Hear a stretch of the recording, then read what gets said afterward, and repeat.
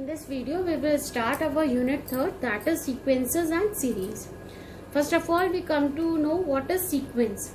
A sequence is a function whose domain is the set capital N of all natural numbers, whereas the range may be any set capital S. In other words, a sequence in a set capital S is a rule which assigns to each natural number a unique element of S. जैसे sequence का example नहीं होता कि set of natural number तो आपने ये दे दिया, ठीक है।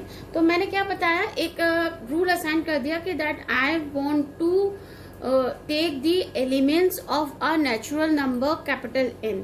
Then you just write it down in a curly braces all the elements of natural number. This is called the set.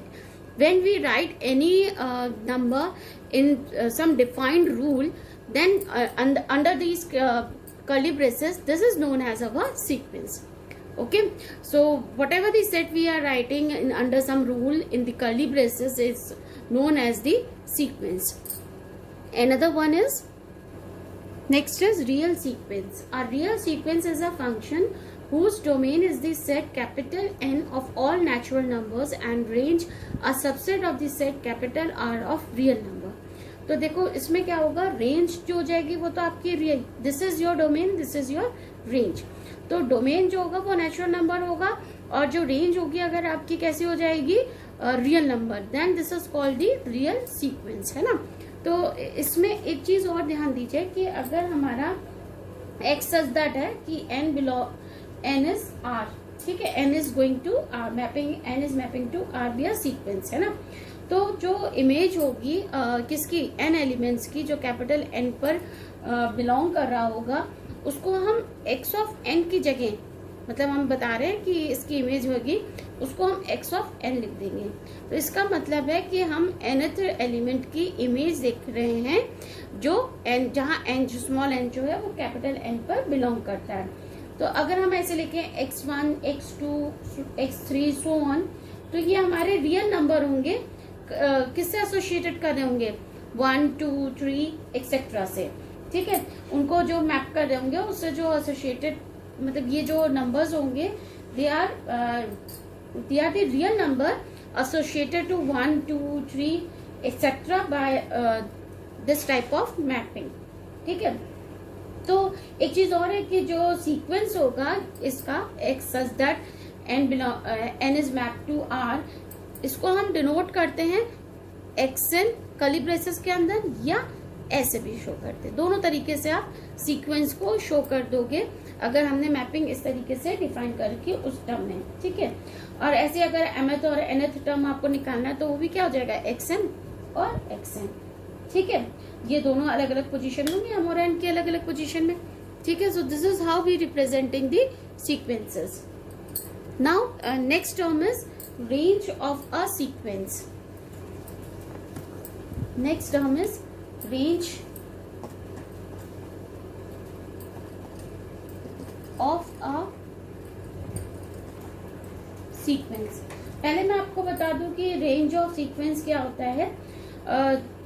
It is the set of all distinct terms of a sequence, ठीक है. जो range क्या होता है, ये होता है कि आपका जितने भी जो सेट के जो आपके डिस्टिंक्ट टर्म्स है, सीक्वेंस के जितने भी डिस्टिंक्ट टर्म्स हैं, उनका जो सेट मिलके बनता है उसको हम कहते हैं रेंज, ठीक है.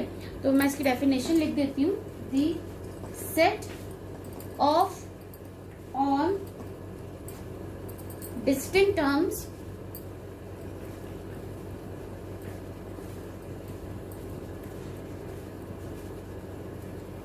Of a sequence is called its range, ठीक है. तो आपको समझ में आ गया कि अगर हम कोई सेट बनाते हैं डिस्टेंट टर्म्स अपने सीक्वेंस के डिस्टेंट टर्म्स की, तो उसको हम कहते हैं रेंज, ठीक है. तो सपोज एक चीज और देखिए, अगर see in a sequence xn, since n belongs to capital N and capital N is an infinite set because it is a set of natural number. So the numbers of a sequence is always infinite, है ना. The range of a sequence may be a finite. Example मतलब इसका तो आपकी range कैसी होगी, infinite, अगर मैंने ऐसा कोई सीक्वेंस डिफाइन किया है। लेकिन सीक्वेंस जो होता है वो फाइनाइट सेट भी होता है। For an example, if I take xn is equals to -1 to the power n, then xn की वैल्यू कितनी हो जाएगी, सीक्वेंस ऑफ xn कितना हो जाएगा हमारा, क्या आएगी, -1 1 -1 1 -1 1 एंड सो ऑन, है ना, यही होगी। तो इसकी जो रेंज होगी सीक्वेंस की, इस टाइप के सीक्वेंस की, वो कितनी होगी, माइनस और 1, सिर्फ 2 ही हैं एलिमेंट्स, है ना, which is a finite set. So this is what I mean to say कि the range can be finite. Now the next topic is constant sequence. Next topic is constant sequence.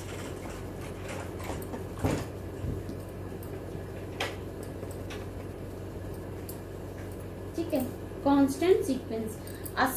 इसमें constant sequence क्या होगा, कोई भी sequence जिसके सारे elements कैसे हो, कांस्टेंट हो, एक ही हो और रिपीटेड हो, तो हम उसको कहते हैं constant sequence.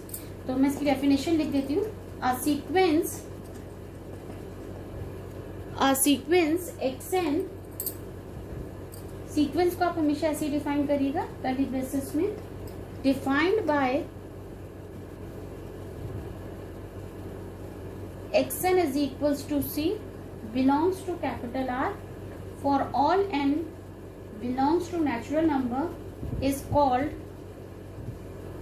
a constant sequence। ठीक है, यानी x1 x2 x3 natural number पर, यानी x1 x2 x3 x4 सबका जो होगा वो कितनी होगी वैल्यू, c, सिर्फ c होगी, C C C C C। So this is a constant sequence और इसकी रेंज कितनी होगी, what is its range, range is equals to C, खाली एक ही एलिमेंट हमें मिल रहा है C, तो the range will be only C। Next we are having bounded and unbounded sequences। Next heading,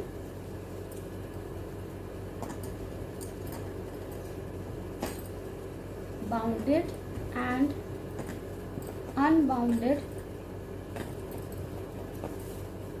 sequences।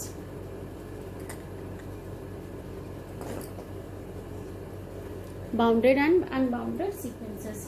तो सबसे पहले हम लोग पढ़ते हैं bounded above sequence.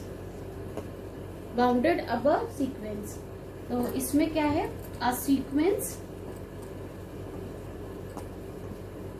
EM is said to be bounded above if there exists, इसका sign का मतलब होता है there exist। ठीक है, तो उसका ध्यान रखिएगा, इसका मतलब होता है देयर एग्जिस्ट, उल्टा ई के फॉर्म में होता है। There exist a real number capital K such that, this is such that, मैंने यहाँ लिखवा दी, अगली बार मैं डायरेक्ट यूज करूंगी सिंबल तो आप लोग समझ जाएंगे। Such that an is less than equal to capital K for all n belongs, for all small n belongs to capital N। ठीक है, तो देखिए बाउंडेड अबव कब होगा कोई भी सीक्वेंस, अगर कोई एक रियल नंबर k एग्जिस्ट कर रहा होगा कि सारे जो सीक्वेंसेस होंगे इस k से छोटे होंगे, then we will tell them it is a bounded above. मतलब क्या होगा, स्ट्रिक्टली वो इंक्रीजिंग सीक्वेंस होगा, जैसे 1 2 3 4 5 6 7, मतलब स्ट्रिक्टली इंक्रीजिंग में ऑर्डर में है, तो लास्ट जो वैल्यू होगी वो बड़ी होगी बाकी सारी वैल्यूज से, है ना। तो ऐसा सीक्वेंस जो होता है that is called the bounded above, जिसमें आपके हर एक एलिमेंट स्ट्रिक्टली इंक्रीजिंग ऑर्डर में होते हैं। सम मतलब मैं नहीं कह रही खाली एक एक को 3 की पावर में हो सकते हैं, 3 3 स्क्वायर 3 क्यूब 3 की पावर 4 सो ऑन, है ना। तो ऐसे जो सीक्वेंसेस होते हैं they are known as bounded above sequences. Now bounded below sequence. यही मैं लिख देती हूँ बाउंडेड बिलो सीक्वेंस। ठीक है, तो आ sequence an is said to be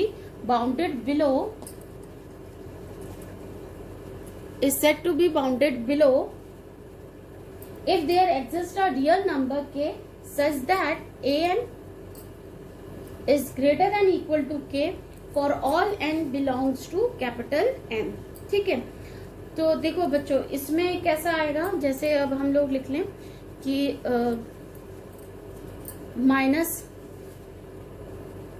infinity to infinity, या माइनस इन्फिनिटी में तो ये इनफाइनाइट सेट हो गया, आप ऐसे देख लो -7 -6 -5 -4 -3 -2 -1। ठीक है, तो यहाँ जो है -7 से सारे एलिमेंट जो होंगे वो बड़े होंगे, -7 सबसे छोटा है, तो ये ऐसे एलिमेंट्स हमारे क्या कहलाते हैं, बाउंडेड बिलो। ठीक है, जैसे the sequences are known as bounded below sequence. Now let us define the next topic is bounded sequence, only bounded sequence।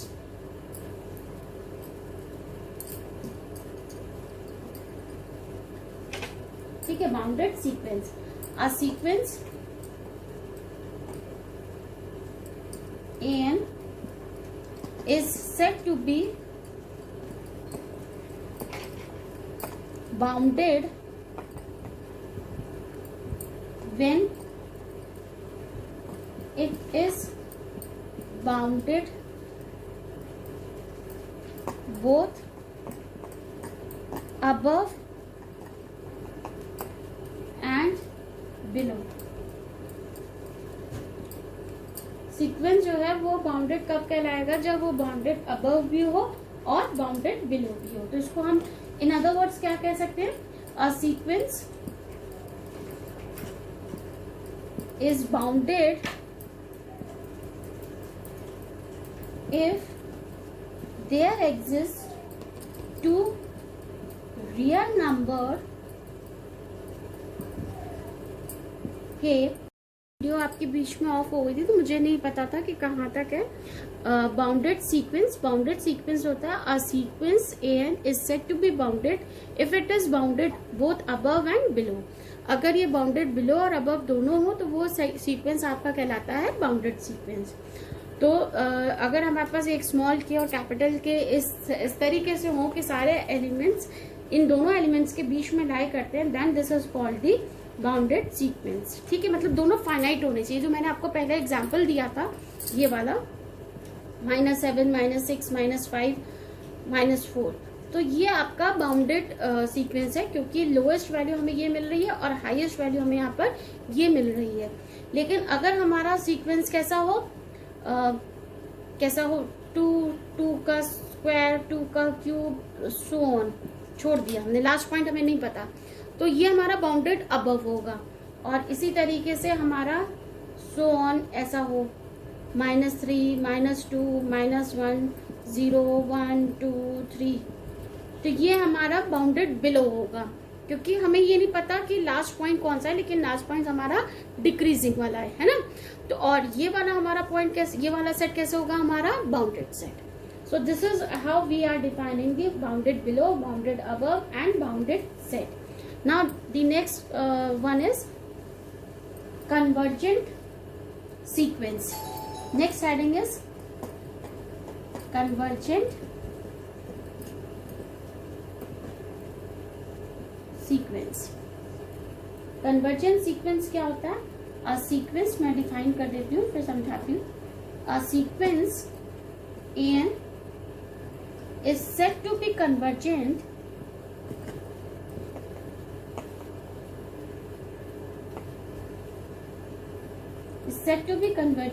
if limit n tends to infinity an is finite। ठीक है, हमारा जो sequence an होगा वो convergent कब कहलाएगा, अगर मैं उसमें limit n tends to infinity लगाऊं और वो हमें फाइनाइट मिले। फॉर एग्जाम्पल हमारे पास अगर एक सेट हो 1/2 1/2 का square 1/2 cube and so on 1/2 to the power n and so on. ठीक है, तो यहाँ पर जो हमारा ए एन होगा वो कैसा होगा, जैसे ये सीक्वेंस मैंने लिख दिया है ना, ए एन क्या होगा 1/2 की पावर एन। ठीक है, अब मैंने इसमें लगाया limit a n n tends to infinity, तो ये हो जाएगी limit n tends to infinity 1/2 to the power n. तो 1/2 to the power infinity is infinity, 1/infinity is 0 which is finite, hence this sequence is convergent। ठीक है, as the above sequence is the convergent sequence। clear वो। Next है हमारा divergent sequence. Next heading है हमारी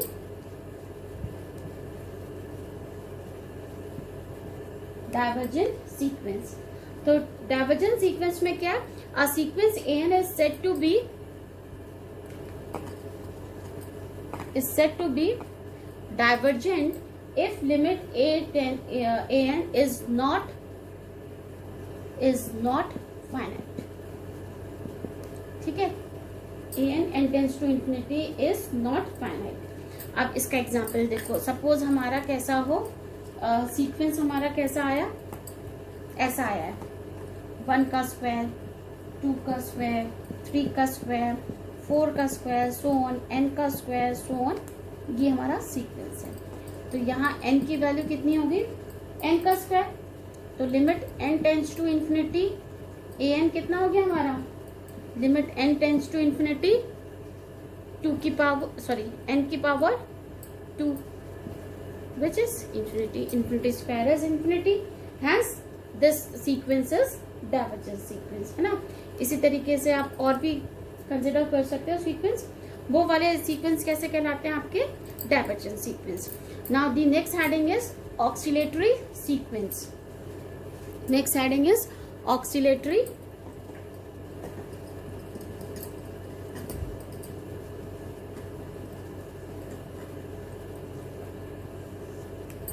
sequence. Oscillatory sequence में देखिए, if a sequence a n, मैं इसकी डेफिनेशन लिख देती हूँ, if a sequence a n is neither converges to a finite number nor diverges to plus infinity or minus infinity, it is called an oscillatory sequence.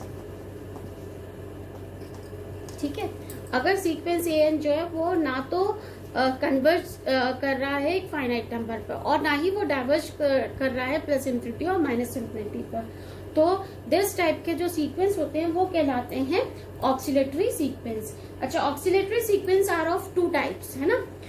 Number 1 होता है इनका bounded sequence which does not converge। ठीक है, it is called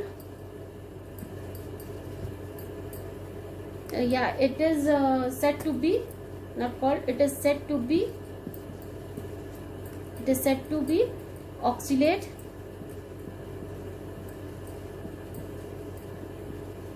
finitely। ठीक है, अब bounded sequence, एक bounded sequence है जो कन्वर्ज नहीं कर रहा, उसको हम कहेंगे इट इज ऑक्सिलेट फाइनाइटली। इसका एग्जांपल देखिए, अगर हमें an मिल गया, मतलब अगर हमें एक सीक्वेंस मिल रहा हो -1 1 -1 1 -1 1, ठीक है, ऐसा मिल रहा हमें। ठीक है, तो इसमें हमें an क्या मिल जाएगा, -1 की पावर n, है ना। अब हमने लगाया limit n tends to infinity an is equals to limit n tends to infinity -1 की पावर। अच्छा ठीक है, अच्छा एक चीज और है, एक तो हमें an is equals to -1 की पावर n मिला, अगर मैं इसी को limit n tends to infinity a 2n निकालूं, क्योंकि it is a bounded sequence, तो ये हो जाएगा power 2n which is equals to 1। और एक हम लगा लेंगे limit n tends to infinity a 2n plus 1, जहां हमारा कैसा है नेगेटिव वैल्यू आ रही है, n टेंड्स टू इन्फिनिटी -1 की पावर 2n प्लस 1, ये हर हालत में -1 ही आएगी। ठीक है, thus limit n tends to infinity an does not exist, है ना। This implies this sequence do not converge, hence this sequence oscillate finitely. इसीलिए ये जो सीक्वेंस होगा वो ऑक्सीलेट करेगा फाइनाइटली 1 और -1 के बीच में। ये कोई भी वैल्यू पर आपका कन्वर्जेंट नहीं मिल रहा है। ठीक है, समझ में आया किस टाइप के ऑक्सीलेटरी होंगे, जहां पर इसकी वैल्यू एग्जिस्ट नहीं करेगी। ठीक है, पर फाइनाइट वैल्यू आ रही है, क्यों? क्योंकि बाउंडेड है, इसकी रेंज आपकी फाइनाइट है। ठीक है, नेक्स्ट आता है इसमें एन अनबाउंडेड, सेकेंड टाइप है an unbounded sequence which does not diverge, which does not diverge is said to oscillate infinitely. ठीक है, is said to be oscillate infinitely। देखो इसका एग्जाम्पल क्या होगा, सिंस अब हमें क्या कंसिडर करना है, डाइवर्जेंट सीक्वेंस, तो हमने एक सीक्वेंस ले लिया -1 की पावर n इंटू n। अब ये आपका इसमें an कितना आ गया, -1 की power n। Since it is a unbounded sequence, तो आपने निकाला limit n tends to infinity a 2n is equals to limit n tends to infinity -1 की पावर 2n इंटू 2n, है ना, which is equals to plus infinity, क्योंकि तो value वैसी होगी। Limit n tends to infinity a 2n plus 1 is equals to limit n tends to infinity -1 की power 2n plus 1 into 2n plus 1 which is equals to minus infinity, क्योंकि ये value कितनी हो जाएगी, -1 into this minus infinity. Thus the sequence does not diverge, this sequence oscillate infinitely just because this is a unbounded sequence. ठीक है, so this is how the oscillatory sequences are defined. ठीक है।